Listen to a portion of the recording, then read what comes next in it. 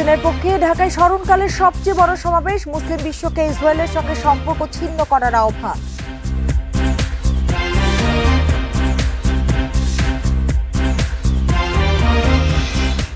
ডিসেম্বরের নির্বাচনের লক্ষ্যে সংস্কার কাজ দ্রুত করার তাগিদ প্রধান উপদেষ্টার। ঐক্যমত্য কমিশনের 2 সদস্যের সঙ্গে বৈঠক।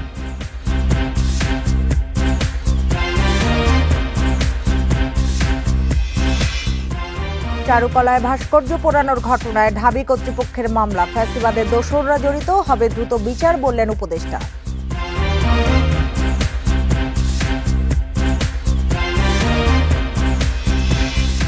ভারতীয় ভিসা প্রক্রিয়া শিথিল করার প্রত্যাশা ঢাকার 2 দেশের মানুষের মধ্যে যোগাযোগ বাড়ানোর পরামর্শ বিশ্লেষকদের।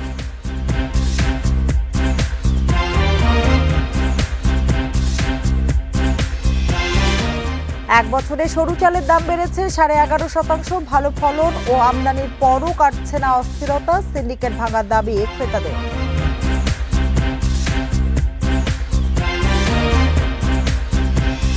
বান্ডেল থাকলে প্রতি সেনমানিতে টাকা বাঁচবে।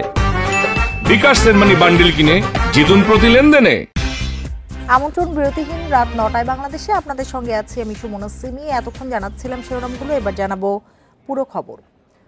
গাজায় গণহত্যার বিরুদ্ধে প্রতিবাদে মার্চ ফর গাজা কর্মসূচিতে যোগ দেন দেশের বিভিন্ন প্রান্ত থেকে আসা নানা শ্রেণী পেশার মানুষ। সোহরাওয়ার্দী উদ্যানমুখী সড়কে নামে জনতার ঢল। তাদের ব্যানার, প্ল্যাকার্ডে দেখা যায় ফিলিস্তিনের প্রতি সংহতি ও ইসরায়েলি নৃশংসতার প্রতিবাদ। মার্চ ফর গাজা কর্মসূচির জন্য নির্ধারিত সময় ছিল বেলা 3টা। তবে শনিবার সকাল থেকেই সোহরাওয়ার্দী উদ্যান অভিমুখে দেখা যায় ছোট বড় মিছিল। বেলা গড়ানোর সঙ্গে সঙ্গে রাস্তায় ঢল নামে প্রতিবাদী জনতার। বিভিন্ন রাজনৈতিক ও সামাজিক সংগঠনের নেতাকর্মী সহ শান্তিকামী জনতা জড়ো হতে শুরু করেন বাইতুল মোকাররম মসজিদের সামনে। তাদের হাতে দেখা যায় বাংলাদেশ ও ফিলিস্তিনের পতাকা এবং বিভিন্ন স্লোগান লেখা প্ল্যাকার্ড। কুষ্টিয়া থেকে আসছি মার্চ অফ গাজার উদ্দেশ্যে। আমি চাই যে মুসলমানদের প্রতি যে নির্যাতন হচ্ছে এটা রুখে দাঁড়াতে। সকলকে আমি বলতে চাই, ইসরায়েলের যে পণ্যগুলো আছে আপনারা সকলে সেই পণ্যগুলো বয়কট করবেন। ইতিহাসের সভ্যতাকে ম্লান করে দিচ্ছে এই জায়নিস্ট ইসরায়েল। এর জন্য আমরা বাংলাদেশি জনগণ এখানে প্রতিবাদ করতে আসছি।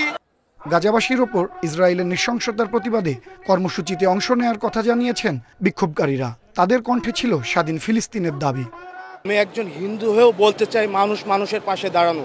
ইসরায়েল যেভাবে বিধ্বস্তভাবে যে হামলাগুলো চালাচ্ছে এগুলো খুবই নিন্দনীয়। আমরা গাজীপুর থেকে এত দূরে শুধুমাত্র ফিলিস্তিনিদের পক্ষে জাস্টিসের জন্য এসেছি। একটাই দাবি, আমাদের ফিলিস্তিন মুসলিম ভাইদেরকে মুক্ত করে দেওয়া। গাজায় সহিংসতা বন্ধে সারা বিশ্বের মুসলমানদের ঐক্যবদ্ধ হওয়ার আহ্বান জানান কর্মসূচিতে অংশগ্রহণকারীরা। আনোয়ার সাদাত নূর, ইন্ডিপেন্ডেন্ট নিউজ, ঢাকা। ইসরায়েলের সঙ্গে সম্পর্ক ছিন্ন করতে মুসলিম বিশ্বের প্রতি আহ্বান জানানো হয়েছে। মার্চ ফর গাজা কর্মসূচির ঘোষণাপত্রে পূর্ব জেরুজালেমকে স্বাধীন ফিলিস্তিন রাষ্ট্রের রাজধানী হিসেবে স্বীকৃতি দেওয়ারও দাবি জানানো হয়। গাজায় ইসরায়েলি আগ্রাসন, গণহত্যা বন্ধ ও ফিলিস্তিনিদের প্রতি সংহতি জানিয়ে শনিবার সোহরাওয়ার্দী উদ্যানের গণজমায়েত রূপ নেয় জনসমুদ্রে। লাখো মানুষের প্রতিবাদী স্লোগানে মুখর সোহরাওয়ার্দী উদ্যান সহ আশপাশের এলাকা। গাজায় ইসরায়েলি গণহত্যার প্রতিবাদ জানায় তারা। সকাল থেকেই আসতে থাকে লাখো জনতা। মার্চ ফর গাজা সমাবেশ পরিণত হয় জনসমুদ্রে। সবার হাতে ছিল ফিলিস্তিনের পতাকা। সমাবেশে ইসলামী বক্তা মিজানুর রহমান আজাহারি বলেন, প্রতিটি বাংলাদেশি মুসলিমের মনে রয়েছে ফিলিস্তিনিদের জন্য ভালোবাসা। কিন্তু মাজলুম ফিলিস্তিনিদের স্বাধীনতা, তাদের অধিকার, গাজার মানুষদের বিরুদ্ধে জুলুম বন্ধের দাবিতে আমরা প্রত্যেকটা বাংলাদেশের মানুষ ধর্ম বর্ণ নির্বিশেষে আমরা প্রত্যেকে তাদের সাথে সংহতি প্রকাশ করছি। আজকের এই মহাসমুদ্র, জনসমুদ্র ফিলিস্তিনের প্রতি, আল আকসার প্রতি বাংলাদেশের জনগণের ভালোবাসার বহিঃপ্রকাশ। আজকের এই জনসমুদ্র প্রমাণ করে আমাদের এক একজনের হৃদয়ে, বুকের ভেতরে বাস করে এক একটা ফিলিস্তিন। সমাবেশে যোগ দেন বিএনপি, জামায়াত ইসলামী, এনসিপি, খেলাফত মজলিস সহ প্রায় সকল রাজনৈতিক দলের নেতাকর্মীরা। বিক্ষোভ সমাবেশে বিকেল 4টার পর ঘোষণাপত্র পাঠ করা হয়। বলা হয়, ইসরায়েলের সঙ্গে যত চুক্তি আছে তা বাতিল করতে হবে। তোলা হয় স্বাধীন ফিলিস্তিন রাষ্ট্র ঘোষণার দাবি। জায়নবাদী ইসরায়েলের গণহত্যার বিচার আন্তর্জাতিক আদালতে নিশ্চিত করতে হবে। 2, যুদ্ধবিরতি নয়, গণহত্যা বন্ধে কার্যকর ও সম্মিলিত পদক্ষেপ গ্রহণ করতে হবে। 3, 1967 সালে পূর্ববর্তী ভূমি ফিরিয়ে দেওয়ার জন্য বাধ্যবাধকতা তৈরি করতে হবে। 4, পূর্ব জেরুজালেমকে ফিলিস্তিন রাষ্ট্রের রাজধানী হিসেবে আন্তর্জাতিকভাবে স্বীকৃতি দিতে হবে। জায়নবাদের বিরুদ্ধে রুখে দাঁড়ানোর আহ্বান জানানো হয় ঘোষণাপত্রে। ইসরায়েলের সাথে অর্থনৈতিক, সামরিক ও কূটনৈতিক সকল সম্পর্ক অবিলম্বে ছিন্ন করতে হবে। 2, জায়নবাদী রাষ্ট্রের বিরুদ্ধে বাণিজ্যিক অবরোধ ও নিষেধাজ্ঞা আরোপ করতে হবে। 3, গাজার মুসলিম জনগণের পাশে চিকিৎসা, খাদ্য, আবাসন ও প্রতিরক্ষা সহযোগিতা সহ সর্বাত্মক সহযোগিতা নিয়ে দাঁড়াতে হবে। যার যার অবস্থান থেকে ইসরায়েলের সব পণ্য বয়কট করতে মুসলমানদের প্রতি আহ্বান জানানো হয় সমাবেশ থেকে। শহীদদের শাহাদাতের উসিলায় আমাদের সবাইকে কবুল করেন। বন ইবনে কামাল, ইন্ডিপেন্ডেন্ট নিউজ, ঢাকা। জাতিসংঘের প্রস্তাবে সঙ্গতি রেখে স্বাধীন ফিলিস্তিন রাষ্ট্র প্রতিষ্ঠায় অটল অবস্থানে বাংলাদেশ। পররাষ্ট্র মন্ত্রণালয়ের এক বিজ্ঞপ্তিতে জানানো হয়েছে এই তথ্য। এতে বলা হয়েছে, পররাষ্ট্র উপদেষ্টা তৌহিদ হোসেন ও তথ্য উপদেষ্টা মাহফুজ আলম তুরস্কে রয়েছেন। আনাতোলিয়া কূটনীতি ফোরামের ফাঁকে শুক্রবার আন্তর্জাতিক অপরাধ আদালতের প্রসিকিউটর করিম এ খানের সঙ্গে বৈঠক করেন তারা। সেখানেই জানান ফিলিস্তিনের প্রতি সমর্থন অব্যাহত রাখার কথা। এ সময় ইসরায়েলি আগ্রাসনে বিপন্ন গাজাবাসীর প্রতি গভীর সহানুভূতিও জানান তারা। প্রশংসা করেন রোহিঙ্গা সংকট ও গাজা পরিস্থিতি নিয়ে আইসিসির অবস্থানের।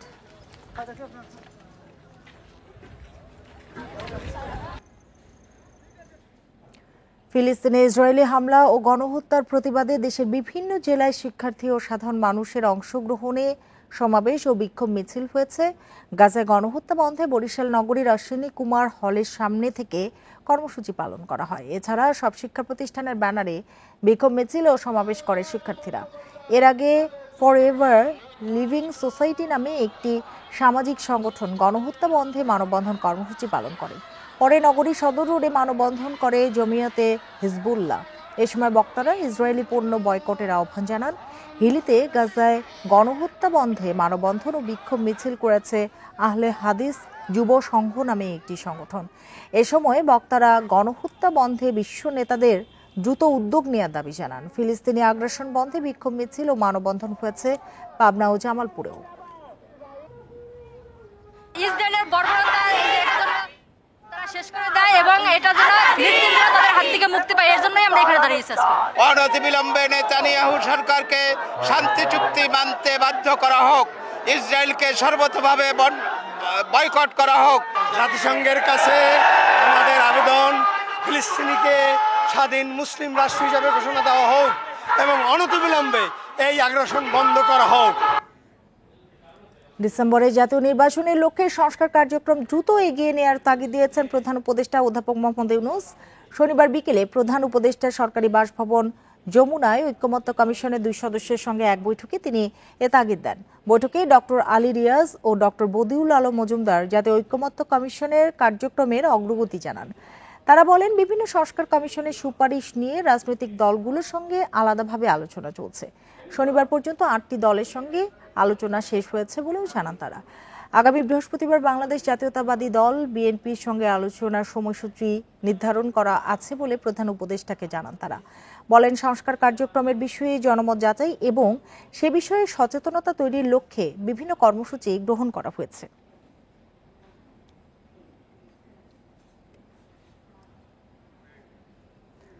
চারুকলায় নববর্ষের শোভাযাত্রার জন্য বানানো 2টি মোটিভ পোড়ানোর ঘটনায় অজ্ঞাতদের আসামি করে মামলা করেছে ঢাকা বিশ্ববিদ্যালয় কর্তৃপক্ষ।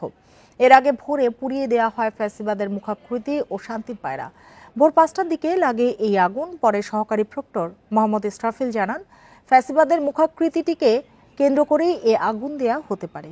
এ আগুন কিভাবে লাগলো, এর সঙ্গে কারা জড়িত জানতে তদন্ত শুরু করেছেন বিশ্ববিদ্যালয় প্রশাসনের কর্মকর্তারা। এর আগে আগুনের খবর পাওয়ার পরপরই সেখানে যায় ফায়ার সার্ভিস। তবে এর আগেই পুড়ে যায় শোভাযাত্রার মোটিভ 2টি।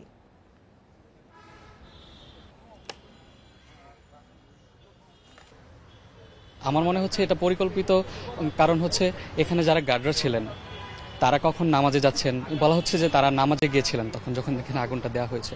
তারা কখন নামাজে গিয়েছেন তাদের উপর হয়তো বা আগে থেকেই নজরটা রাখা হয়েছিল, তারা কখন যাচ্ছে বা হচ্ছে এখানে কখন আসলে তারা তাদের উদ্দেশ্যটা পুরোপুরিভাবে হাসিল করতে পারবে। ঢাকা বিশ্ববিদ্যালয়ের চারুকলায় বৈশাখের শোভাযাত্রার অনুষঙ্গ যারা পুড়িয়েছে তারা জুলাই আন্দোলনকে চ্যালেঞ্জ করেছে। ফ্যাসিবাদের দোসররা এই ঘটনা ঘটিয়েছে বলে অভিযোগ করেছেন সংস্কৃতি উপদেষ্টা মোস্তফা সরওয়ার ফারুকী। দুপুরে সিলেট সার্কিট হাউসে আয়োজিত এক সংবাদ সম্মেলনে তিনি এই কথা বলেন। এ সময় উপদেষ্টা আরও বলেন, এ বিষয়ে সরকারে তার অবস্থান তুলে ধরেছে। যারা এই অপকর্মের সাথে জড়িত তাদের দ্রুত আইনের আওতায় এনে বিচার করা হবে।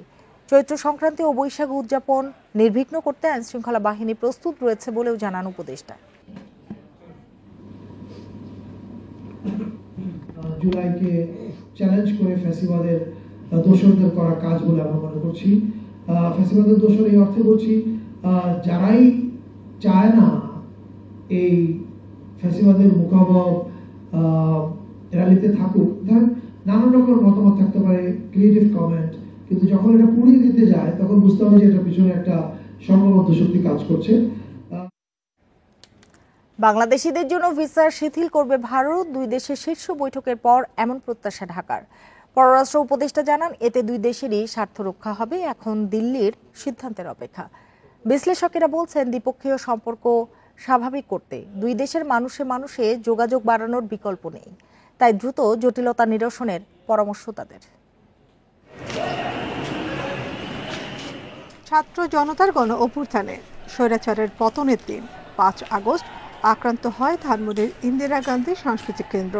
26শে আগস্ট ভারতীয় ভিসা সেন্টারের সামনে বিক্ষোভ করে বিক্ষুব্ধ জনতা। এরপরই নিরাপত্তার ঝুঁকি দেখিয়ে বন্ধ করে দেওয়া হয় সেন্টারটি। একে একে বন্ধ করে দেওয়া হয় চট্টগ্রাম, খুলনা, সিলেট ও রাজশাহীতে ভিসা আবেদন কেন্দ্র। শেখ হাসিনার ভারতে অবস্থান নিয়ে ঢাকা দিল্লি সম্পর্কে টানাপোড়েন ও নিরাপত্তার শঙ্কা থাকায় ভিসা সেন্টারে ফিরতে চান না কর্মকর্তা ও কর্মচারীরা, বলছেন সংশ্লিষ্টরা। তবে অধ্যাপক ইউনূস ও নরেন্দ্র মোদীর বৈঠকের পর ভিসা কার্যক্রম স্বাভাবিক হওয়ার আশা বাংলাদেশের। পররাষ্ট্র উপদেষ্টা বলেন, বাংলাদেশিরা না গেলে ভারতেরই ক্ষতি। এরই মধ্যে সংকটে পশ্চিমবঙ্গের অর্থনীতি। ভিসার ব্যাপারটা তাদের ব্যাপার, আমরা চাইবো যে তারা রিজার্ভ করুক, কিন্তু না হলে যেটা বিষয় হবে সেটা হলো যে কোনো প্রকৃতিতে তো কোনো ভ্যাকুয়াম থাকে না। যদি সেখানে ভিসার অভাবে লোকজন যেতে না পারে তারা অন্য কোথাও যাবে, এবং যাচ্ছে ইতিমধ্যে। তারা যদি চায় ইউজ করবে, তাহলে তাদেরও স্বার্থ উদ্ধার হবে, আমাদেরও স্বার্থ উদ্ধার হবে। ঢাকা দিল্লি সম্পর্কের দূরত্ব কাটাতে মানুষের যোগাযোগ বাড়ানোর উপর গুরুত্ব বিশ্লেষকদের। দুটি দেশের মধ্যে সম্পর্ক উন্নয়ন করতে চান, people to people level contact বাড়াতে চান, তাহলে ভিসা না ওপেন করে আপনি এটা করতে পারেন না। সুতরাং এটা আমি মনে করছি যে একটা টেস্ট কেস হিসেবে যদি সীমিত আকারে খুলে দেয় এবং যদি আগামী 1 মাস 2 মাস এটাকে দেখে যে এটার প্রতি মানুষের রিয়াকশন কি, কারণ ভারত আমাদের কিন্তু প্রয়োজন আছে যে লো কস্ট হেলথ ফ্যাসিলিটিস এবং আরও লো কস্ট যে ট্যুরিজম, সেটাতেও কিন্তু ভারত নিজেই কিন্তু সাফার করছে। গত বছর জানুয়ারি থেকে জুন পর্যন্ত ভারতে ভ্রমণে যাওয়া পর্যটকদের মধ্যে সবচেয়ে বেশি ছিলেন বাংলাদেশিরা। নাফিজুল্লাহ, ইন্ডিপেন্ডেন্ট নিউজ, ঢাকা। ঝিনাইদহের মহেশপুরের পুলিয়ানপুর সীমান্তে ইছামতি নদীর ভারতীয় অংশ থেকে এক যুবকের মরদেহ নিয়ে গেছে ভারতের সীমান্তরক্ষী বাহিনী বিএসএফ। ওই যুবক বাংলাদেশি এবং নাম ওয়াসিম দাবি করে পরিবারের সদস্যদের অভিযোগ তাকে বিএসএফ পিটিয়ে হত্যা করেছে। পরিবার ও বিজিবি জানায়, শুক্রবার সন্ধ্যায় ইছামতি নদীতে মরদেহ ভাসতে দেখে স্থানীয়রা বিজিবিকে খবর দেয়। পরে বিজিবি গিয়ে মরদেহটি নদীর ভারতীয় অংশে ভাসতে দেখে বিএসএফকে জানায়। রাত 9:30টার দিকে মরদেহ উদ্ধার করে নিয়ে যায় বিএসএফ। মরদেহটি বাংলাদেশি না ভারতীয় নাগরিকের তা নিশ্চিত করা যায়নি। কেউ মরদেহের দাবি করেনি বলেও জানায় বিজিবি। তবে মহেশপুরের বাঘাডাঙ্গা গ্রামের এক পরিবারের দাবি, ওয়াসিম নামের ওই যুবক মালামাল নিয়ে আরও 3 জনের সঙ্গে ভারতে যান। ফেরার সময় ভারতের হাবাসপুরে বিএসএফের টহল দলের সামনে পড়েন তারা। এ সময় অন্যত্র পালিয়ে এলেও ধরা পড়েন ওয়াসিম।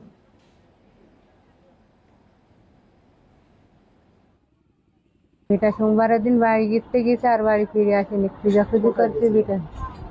এনভিটা ভারতে গিয়েছে, ভারতের সাথে তখন সে একটা ব্যবসা করতো। গাঙের কান্দায় গিয়ে দেখি লাশটা পড়ে আছে, লাশটার থেকে আমরা দূরের থেকে যে দেখি ধারণা করছি যেটা ওয়াসিমের লাশ, তার পোশাক দেখেই ওইটি চিহ্ন করা যাচ্ছে। গেল মৌসুমে দেশে ধানের ফলন সন্তোষজনক, চাল আমদানিও হয়েছে পর্যাপ্ত। তারপরও চালের বাজার চড়া। টিসিবির তথ্য মতে গেল এক বছরে সরু চালের দাম বেড়েছে 11.5% আর মোটা চালের দাম প্রায় 3% বেড়েছে।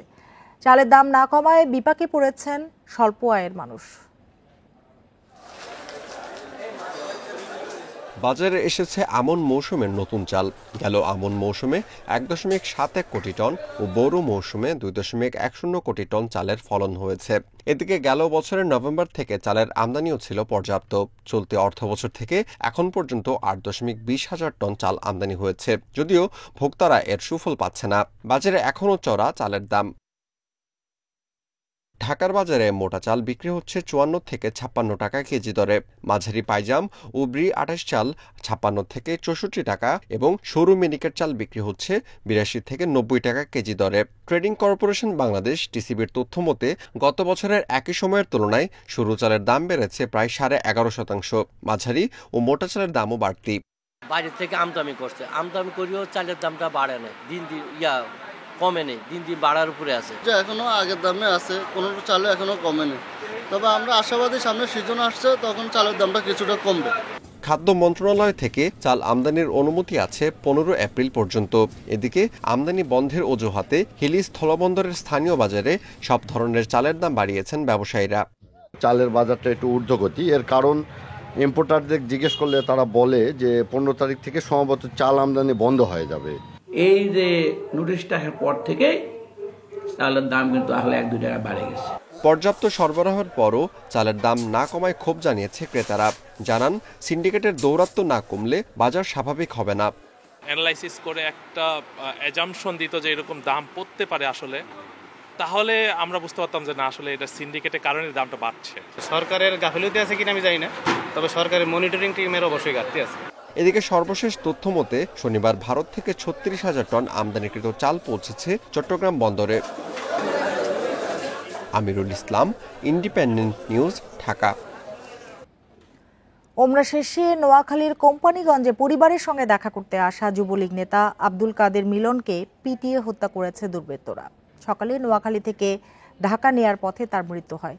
নিহতের স্বজনরা জানিয়েছেন ওমরা শেষে পরিবারের সঙ্গে দেখা করতে শুক্রবার রাতে তিনি বাড়ি ফিরছিলেন।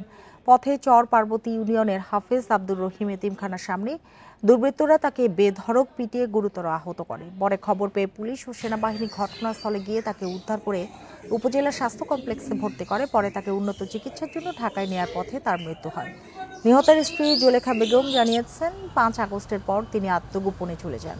পরে স্থানীয় যুবদল নেতাদের আশ্বাস, ওমরা শেষে তিনি বাড়িতে আসার পথে তাকে পিটিয়ে হত্যা করা হয়।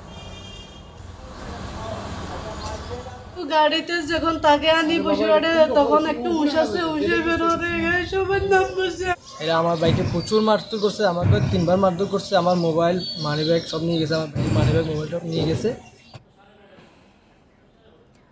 বিদেশি রাষ্ট্রদূতের সঙ্গে প্রতারণার মামলায় মডেল মেঘনা আলমের সহযোগী দেওয়ান সমীরের 5 দিনের রিমান্ড মঞ্জুর করেছে আদালত। রাজধানীর ভাটারা থানায় তাদের বিরুদ্ধে এই মামলা হয়। এতে উল্লেখ করা হয় 10 এপ্রিল একটি সংঘবদ্ধ প্রতারক চক্র মেয়েদের মাধ্যমে বিভিন্ন বিদেশি রাষ্ট্রদূত সহ ধনাঢ্য ব্যক্তিদের ব্ল্যাকমেইল করে অর্থ আদায়ের চেষ্টা করে। জিজ্ঞাসাবাদ ও প্রাথমিক অনুসন্ধানে জানা যায় দেওয়ান সমীর প্রতারক দলের সদস্য। আসামিরা ঢাকায় সৌদি রাষ্ট্রদূতকে টার্গেট করে তার সঙ্গে সখ্যতা তৈরি করে। এক পর্যায়ে ব্যক্তিগত যোগাযোগ স্থাপন করে ফাঁদে ফেলে $5 মিলিয়ন দাবি করে তারা। পরে দেওয়ান সমীর এ টাকার জন্য বিভিন্ন মাধ্যমে রাষ্ট্রদূতকে চাপ সৃষ্টি করেন। এদিকে এ ঘটনার সঙ্গে জড়িত থাকার অভিযোগে মিস আর্থ বাংলাদেশ 2020 বিজয়ী মডেল মেঘনা আলমকে বিশেষ ক্ষমতা আইনে গ্রেপ্তার দেখিয়ে 10 এপ্রিল 30 দিনের জন্য কারাগারে পাঠানো হয়েছে।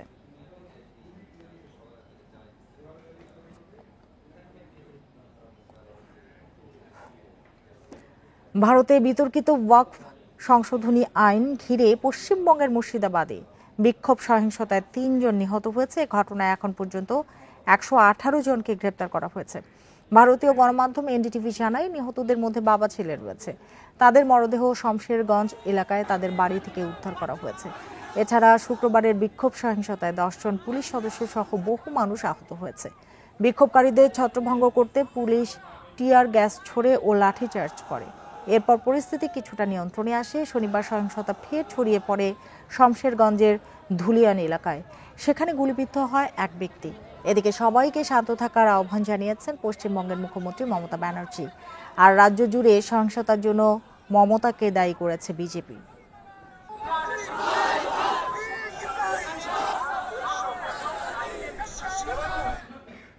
বর্ষবরণ উপলক্ষে নদীতে ফুল ভাসিয়ে পাহাড়ে শুরু হয়েছে বিজু উৎসব।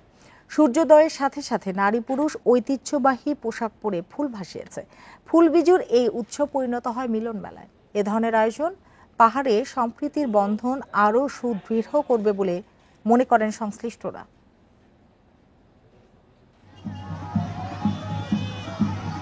সূর্যোদয়ের সাথে সাথে শুরু হয় পাহাড়ে ফুল বিজুর আনুষ্ঠানিকতা। বন থেকে সংগ্রহ করা ফুল নিয়ে চাকমা তরুণ তরুণীরা জড়ো হন খাগড়াছড়ির মাইনী নদীর তীরে। ফুল ভাসিয়ে প্রার্থনা করা হয় গঙ্গা দেবীর উদ্দেশ্যে। 1 বছরের অপেক্ষা শেষে ফুল বিজুর উৎসব পরিণত হয় মিলন মেলায়। ফুল সংগ্রহ করেছি, তারপরে গঙ্গার উদ্দেশ্যে আমরা ফুল দান করেছি, যাতে নতুন বছরটা আমাদের ভালোভাবে কাটে সবার জন্য। ফুল দিয়ে মা গঙ্গাকে দিই, আমরা আমাদের বন্ধু বান্ধবদের সাথে এসেছি, আমাদের অনেক আনন্দ লাগতেছে। উৎসবে ধর্ম বর্ণ নির্বিশেষে দেশ ও মানুষের কল্যাণ কামনা করা হয়। জাতি ধর্ম বর্ণ নির্বিশেষে সকল সম্প্রদায়ের মানুষ যাতে নতুন পুরাতন বছরের অতীতকে ভুলে গিয়ে নতুন বছরে জানে সুখে শান্তিতে নিরাপদ জীবনযাপন করতে পারে। রাঙামাটিতে সকাল 7টায় কেন্দ্রীয়ভাবে শোভাযাত্রা নিয়ে রাজবন বিহার পূর্বঘাটে পানিতে ফুল নিবেদন করা হয়। এছাড়া অন্যান্য পয়েন্টে উৎসবমুখর পরিবেশে পানিতে ফুল নিবেদন করেন চাকমা সম্প্রদায়ের মানুষ। প্রথম দিন ফুল বিজু, দ্বিতীয় দিন মূল বিজু, আর তৃতীয় দিন হলো নোয়া বাজার হিসাবে আমরা ভ্রমণ করে নিই। পুরানো বছরকে বিদায় জানিয়ে নতুন বছরে যাতে সবার সুখ সমৃদ্ধি মঙ্গল হয়, এই প্রার্থনাটা আমরা রাখি। বিজু উপলক্ষে বান্দরবনের সাঙ্গু নদীতেও নিবেদন করা হয়েছে ফুল। নদীতে ফুল ভাসানোর মধ্য দিয়ে শুরু হওয়া এই উৎসব শেষ হবে 18 এপ্রিল মারমা সম্প্রদায়ের জলকেরির মাধ্যমে। রেশমি নন্দী, ইন্ডিপেন্ডেন্ট নিউজ। পুরনোকে বিদায় দিয়ে নতুনের আহ্বানে রাজধানীতে ফুল বিজু। এতে সামিল হন 11টি ক্ষুদ্র মৃগোষ্ঠীর 10 ভাষাভাষী মানুষ। শোভাযাত্রায় নজর কাড়ে চাকমা, মারমা, ত্রিপুরা ও তঞ্চঙ্গা তরুণ তরুণীদের বর্ণাঢ্য সাজ। এ সময় জাতি ধর্মের ভেদাভেদ ভুলে সম্প্রীতির আহ্বান জানান পার্বত্য চট্টগ্রাম বিষয়ক উপদেষ্টা। নতুন বছর বরণ আর পুরনো বছরকে বিদায় দিতে সংক্রান্তি ও বর্ষবরণ ঘিরে পাহাড়ে বিহু, বিজু, বিশু, বৈশু সহ নানা নামে নানা আয়োজন।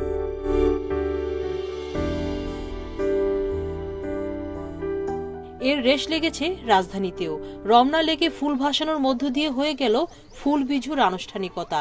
এতে ক্ষুদ্র নৃগোষ্ঠীর সঙ্গে সামিল হন সমতলের বাসিন্দারা।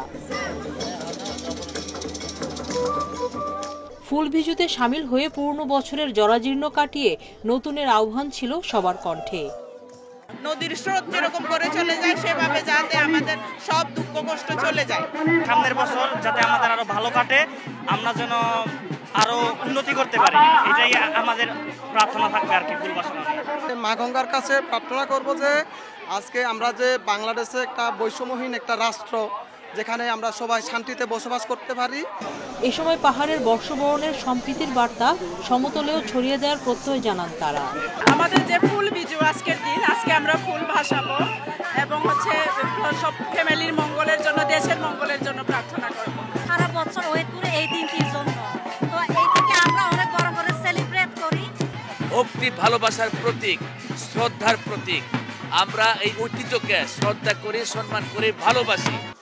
জাতি ধর্ম নির্বিশেষে কারো মধ্যেই যেন কোনো ভেদাভেদ বৈষম্য না থাকে, সেই প্রত্যাশা জানান পার্বত্য চট্টগ্রাম বিষয়ক উপদেষ্টা। সকলের মধ্যে একটা সাম্প্রদায়িক সম্প্রীতি বজায় রাখতে পারি, পার্বত্য এলাকায় বলি, সমতলে বলি। তাছাড়া এই সরকারের যে উদ্দেশ্য সকলের অধিকার প্রতিষ্ঠা করা, সকলকে অর্থনৈতিকভাবে স্বাবলম্বী করা, এগুলি আমরা একাতরে করে যাচ্ছি। এর আগে বেইলি রোড থেকে বেরোয় শোভাযাত্রা। সামিল হন 11টি ক্ষুদ্র নৃগোষ্ঠীর 10 ভাষাভাষী মানুষেরা। এতে সবার নজর কাড়ে চাকমা, মারমা, ত্রিপুরা ও তঞ্জঙ্গা তরুণ তরুণীদের সাজ। সুলতানা জাহান মিতু, ইন্ডিপেন্ডেন্ট নিউজ, ঢাকা।